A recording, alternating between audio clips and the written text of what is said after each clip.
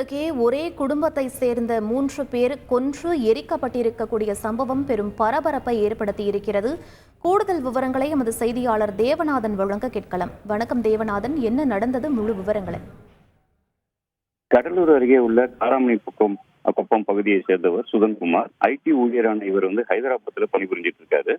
இன்னைக்கு காலையில பார்த்தோம் அப்படின்னா, இவருடைய வீட்டில் இருந்து புகை வந்த நிலையில துர்நாற்றம் வீசுவதாக அக்கம் பக்கத்தினர் காவல் நிலையத்துக்கு தகவல் கொடுத்தனர். இதனைத் தொடர்ந்து நெல்லிக்குப்பம் போலீசார் சம்பவ இடத்திற்கு பார்த்தபோது வீடு பூட்டப்பட்டிருந்தது. அதனைத் தொடர்ந்து கதவை உடைத்துக் கொண்டு உள்ளே சென்று பார்த்தபோது பெரும் அதிர்ச்சியான ஒரு காட்சி இருந்தது.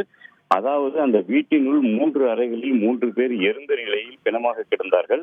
மேலும் வீடு முழுவதும் பார்த்தோம் அப்படின்னா ரத்த சிதறல்கள் இருந்ததை கொண்டு போலீசார் இந்த இடத்தில் கொலை நடந்திருப்பதை உறுதி செய்திருக்கிறார்கள்.